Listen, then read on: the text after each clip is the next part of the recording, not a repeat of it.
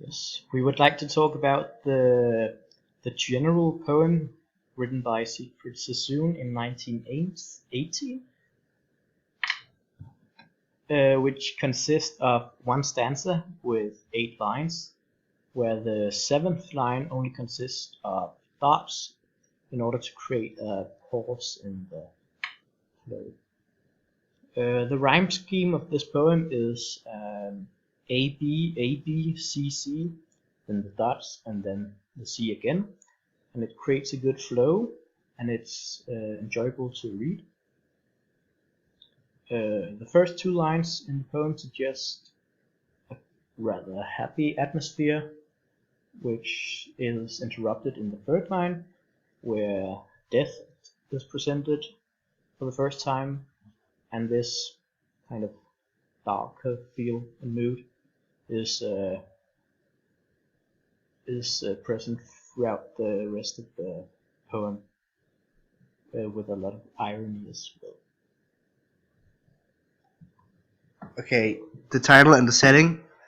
The title, the general, reminds us of war, because, well, a general is a military man, and the setting is a real place in Arras in France during the World War One, and it was a real battle as well in the World War One. So yeah, it's a it's a real setting. And then the narration and language. The poetic I is a soldier, and he uses irony to in the poem, such as cheery old card when he describes the general.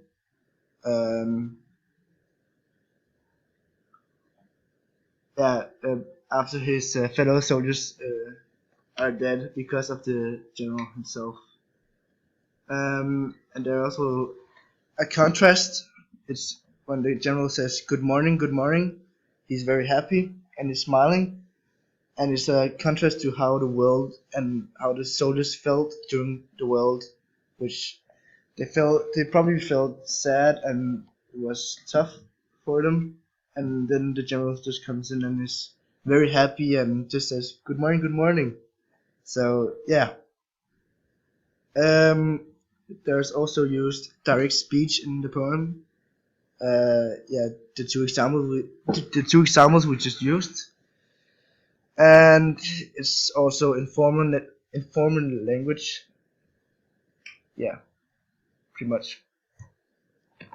Yes, the theme of this poem is, well, Sassoon is trying to show how cruel and unfair the war was, especially to the soldiers, and he tried to describe how the soldiers might feel in the situation they were in, how they had to deal with the loss of their friends and just fellow soldiers,